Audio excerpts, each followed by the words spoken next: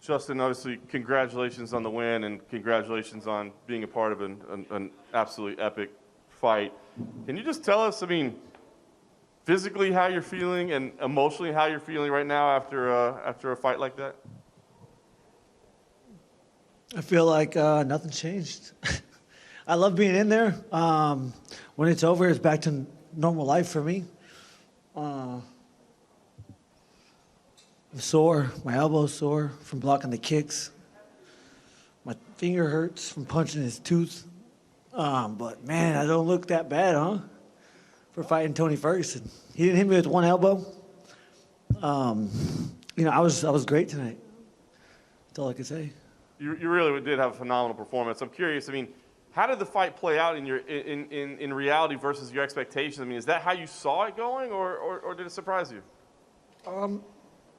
I don't go in there with any expectations. I had none. I thought he was going to be faster. I thought he'd be stronger. I thought he'd hit a lot harder. I always tell myself they're better than me. And, it makes me push myself like I need to push myself to be the best that I can be, to perform at the best level. Feels damn good. Feels damn good to be recognized as almost the best ever. Or the best, not best ever, but the best in the world at this current time. Feels pretty good. And I can't wait to face the challenge, that is Khabib. A weird environment with no crowd, but in some ways, I don't know, it almost made it like more intense because we could hear every shot, every breath. I mean, we could hear you talking, him yelling at you between rounds, you saying, God damn, this is fun, I mean, what was it like for you? Did the environment make it any different for you tonight than a normal fight would be? No different. There was nothing different about that. I only concentrate on what I can control, and that's not the crowd. I would have loved if they were there. I couldn't imagine how loud they would have been. It was an amazing fight from what I've seen. But, yeah, there's no time to, it's just pure reactions. Pure reactions, working on peripherals. My feet are incredible. I have a great coach, Trevor. We've been working together for 9 years, or probably longer than that. And, yeah, man, we're honing my skills. And I'm pretty damn good. At any point in time when you're hitting him as repetitively and as hard as you were and he's not going away, is there any frustration coming in or wonder, like, how am I going to get this guy out of here? No, never. When they stopped it, I was really surprised. Once it starts, it's a blur for me. I'm a competitor. I've been competing since I was 4 years old. I'm a show-off. I know how many people were watching. I know how it makes me happy. I know how good I just made so many people feel. That feels great. Just pure exhilaration. I know I just screaming. I know all over, not just in this country, but all over the world. I get messages from all over the world saying how, they're my fans, whatever. But humans recognize effort. I give max effort every single time. And it feels good to share this feeling with as many people as I know I just did.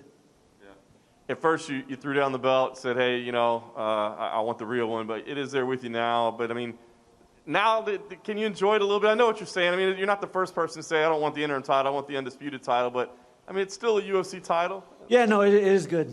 It feels great.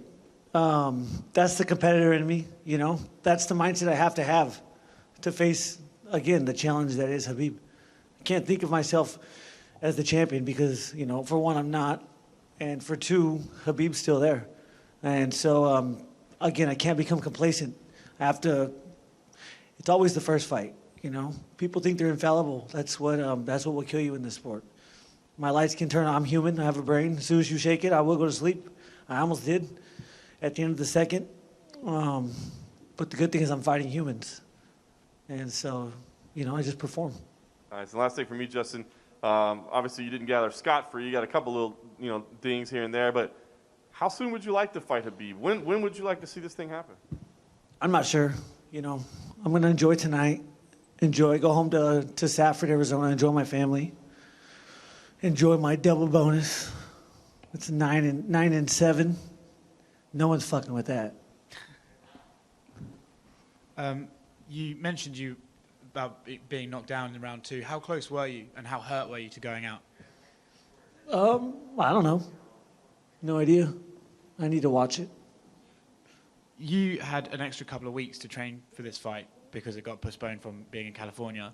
Now you were in there and you went nearly the full 5 rounds. How important were those 2 weeks to you, cardio-wise? Yeah, it was an extra 3 weeks, and it was extremely important, not only for my cardiovascular system, but for my mental preparation. I go in there and I go to a special place. Not many people can go to my special place with me, but it takes time to prepare for that mentally. So yeah, it was critical.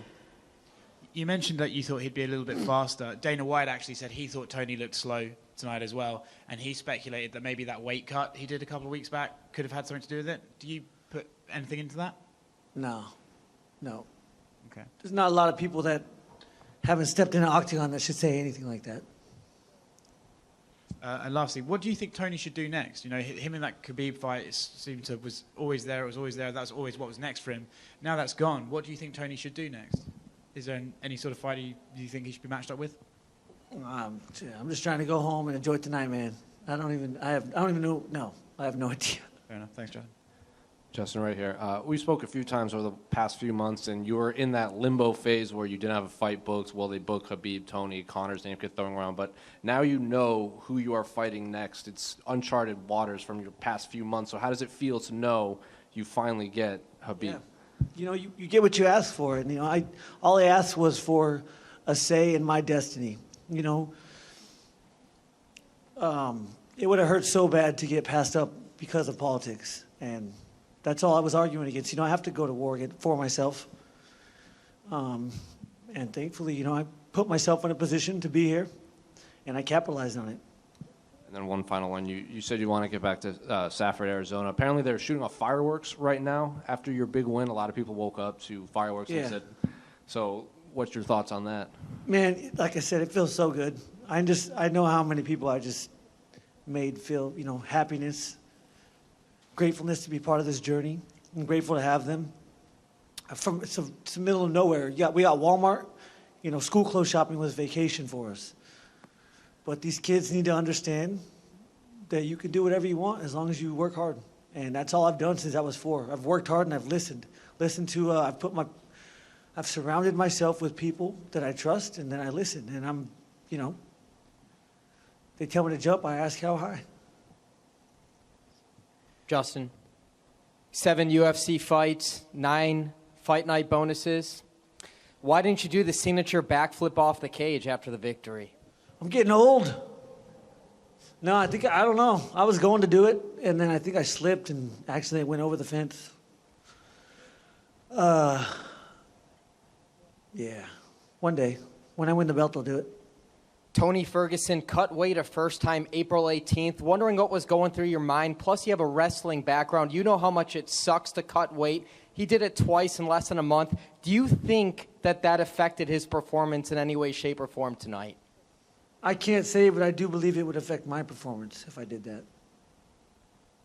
And lastly, is it 100% that Khabib is your next opponent? It wouldn't be, let's say, Conor McGregor if he stepped in there and money couldn't lure you to a different fight? No, I want the biggest challenge in the world. That's Khabib Nurmagomedov. USA versus Dagestan. And then, I'll go to Ireland and do what I got to do. Thank you. Justin, at the end of the second round, Tony, everybody in the stadium could hear Tony yell over across the ring to you, "Get him off that stool. You're sucking wind, kid." Did you? I assume you heard that, and did that register to you? And I didn't hear it. Didn't hear it, but it sounds like false confidence. False confidence ain't going to get you anywhere in there. I believe in my hard work. I believe in my coaches. I believe in myself. That wasn't going to deter me. I control my thoughts and emotions. Nobody has control of that. Nobody gets control of that. So, he's trying to psych himself up. He knew he was in trouble. He just caught me with a good one. Maybe, I don't know, maybe he thought I would quit. But he found out really fast that there's no quit in me. And he'd be a fool to think that I would. Great job tonight. Thank you.